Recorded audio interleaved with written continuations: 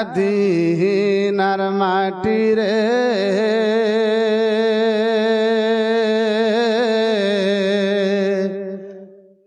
সকল সুখ বুঝি তোর কপালে। গজলটা অনেক সুন্দর গজল, কিন্তু যদি আজকে গলাটা ভালো থাকতো, হুজুর কিছু শুনেন একটু, যদি আজকে আমার গলাটা ভালো থাকতো আর কি, কমসে কম এই গজলের জন্য হুজুর আমাকে 500 টাকা গিফট করতেন। যদি আওয়াজ ভালো নাও হয়, অল্প তো কিছু ভালো হবে, কমসে কম 200 টাকা পামু না গো। ও মদিনার মাটি রে সকল সুখ বুঝি তোর কপালে। মদিনার তোর বুকে আমার নবী, যার লাইগা পাগল সবই, যার তোর হইল সৃষ্টি ত্রিভুবন।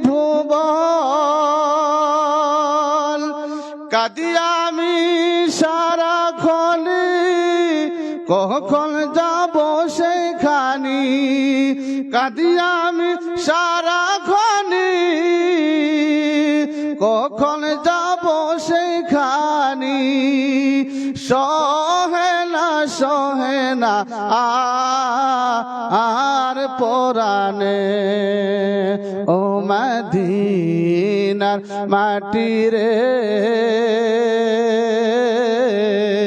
সকল সুখ বুঝি তোর কপালে। ও মাটি রে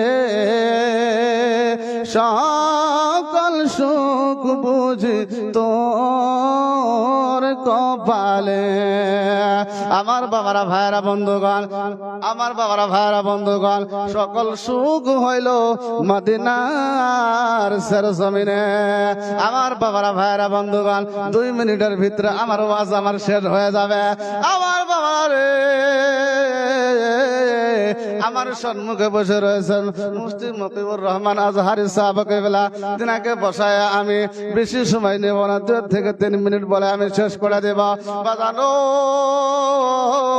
যে ওয়াজের চ্যাপ্টার আমি নিয়েছিলাম ওই দিকে যাব না।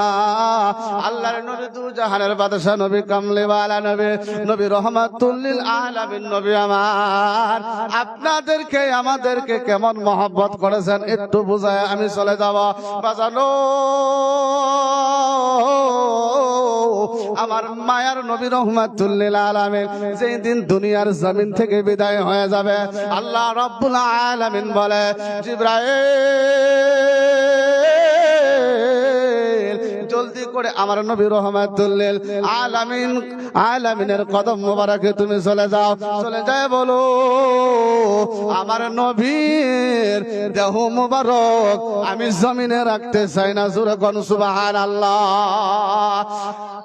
আল্লাহ রাব্বুল আলামিন বলে, জিবরাইল আমার নবীর দেহ মোবারক জমিনে রাখতে চাই না। এইটার জন্য আমার নবী রহমাতুল লিল আলামিন নবী মক্কার জমিনে আমার নবী অনেক কষ্ট করেছেন, তাইফের জমিনে অনেক কষ্ট করেছেন, উহুদের জমিনে নবী আমার অনেক কষ্ট করেছেন।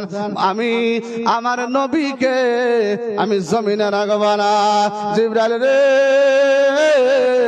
জলদি করে যাও, আমার নবীকে যায় বলে দাও, আমার নবী রহমাতুল লিল আলামিনের দেহ মুবারক আমি আল্লাহর আরশের ডান পাশে রাখতে চাই। জোরে কোন সুবহানাল্লাহ। হযরত জিবরাইল আসলেন, আসিয়া বললেন, ইয়া রাসূলুল্লাহ, ইয়া হাবিবাল্লাহ, নবীজি গো, আমি আপনার কাছে এত সুন্দর একটা খবর নিয়ে এসেছি, আপনি নবী নিশ্চয় খুশি এবং রাজি হয়ে যাবেন। হযরত জিবরাইল বলে ভেবেছে যে তো এত সুন্দর খুশির খবর নবীর কদম মোবারকে আনছে, নিশ্চয় নবী খুশি হয়ে যাবে। হযরত জিবরাইল বললেন, ইয়া রাসূলুল্লাহ, ইয়া হাবিবাল্লাহ, নবীজি গো, আপনার দেহ মুবারক আল্লাহ রাব্বুল আলামিন আরশে মুআল্লায় রাখতে চায়। আপনি নবী কি বলেন জোরে কোন সুবহানাল্লাহ। আমার দয়ার নবী মায়ের নবী বললেন, জিবরাইল রে একবার বলো তো দেখি, বলো বলো, আমি নবীর দেহ মুবারক যদি আল্লাহর আরশে থাকে, আমার উম্মতের দেহ কোন জায়গায় থাকবে জোরে কোন সুবহানাল্লাহ। আল্লাহ রাব্বুল আলামিন বলেন, হে জিবরাইল আমার নবী রাহমাতুল লিল আলামিনকে জানায় দাও, আমার নবীর উম্মতের দেহ, আমার নবীর উম্মতের দেহ জমিনেই হবে। আমার নবী চোখের পানি ছেড়ে দিয়ে বলে, জিবরাইল আমি আমার এতিম উম্মত, আমার গুনাহগার উম্মত যেই জমিনে থাকবে, যেই জমিনে ঘুমাইবে রে, ওই জমিনে আমি নবীও ঘুমাইতে চাই। আমি নবী আরশে মুআল্লায় যাইতে চাই না, আমি নবী মদিনার সের জমিনে ঘুমাইতে চাই। জোরে কোন সুবহানাল্লাহ।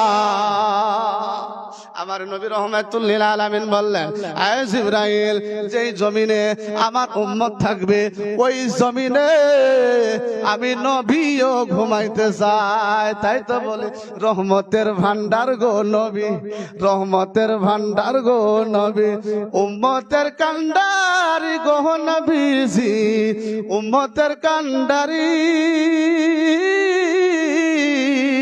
আর হাসর মিজান পার করিবেন গো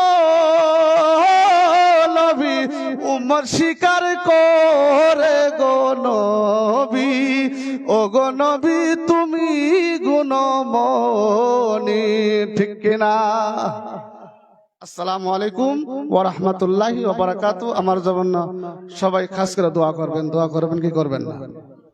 এখন আপনাদের সম্মুখে এমন একজন ব্যক্তি তাকরীর ফরমাইবেন, তেনাকে সবাই চিনেন, আমি আর বলতে চাই না।